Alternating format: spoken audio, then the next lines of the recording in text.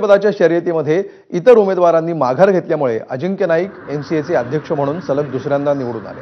प्रसाद लाड, जितेंद्र आव्हाड, विहंग सरनाईक, मिलिंद नार्वेकर, शाह आलम शेख आणि डायना एडलजी यांनी अध्यक्षपदासाठीचा अर्ज मागे घेतला। त्यामुळे अजिंक्य नाईक यांची या पदावर बिनविरोध निवड झाली। प्रत्येक जिल्ह्यामध्ये आणि तालुक्यांमध्ये, शहरांमध्ये, एमएमआर मध्ये आमची एक सॅटेलाइट अकॅडमी ओपन करायचा आमचा उद्देश आहे किंवा आमचा अप्रोच असणार आहे।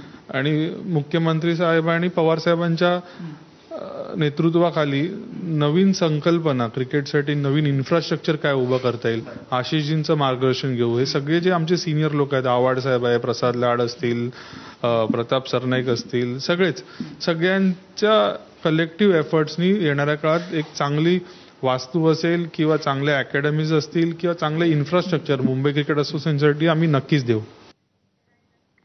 दरम्यान अजिंक्य नाईक यांनी अध्यक्षपदाची शर्यत जिंकल्यानंतर आता 12 तारखेला होणाऱ्या निवडणुकांचे चित्र देखील स्पष्ट झालंय।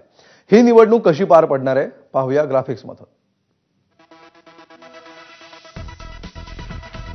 अध्यक्षपदी अजिंक्य नाईक बिनविरोध निवडून आलेत। उपाध्यक्षपदासाठी येतात जितेंद्र आव्हाड विरुद्ध नवीन शेट्टी असं चित्र आहे। सचिवपदासाठी शाह आलम शेख विरुद्ध उन्मेश खानविलकर, संयुक्त सचिवपद गौरव पय्याडे विरुद्ध निलेश भोसले, तर खजिनदार पदासाठी अरमान मलिक विरुद्ध सुरेंद्र शेवाळे अशी लढत होईल।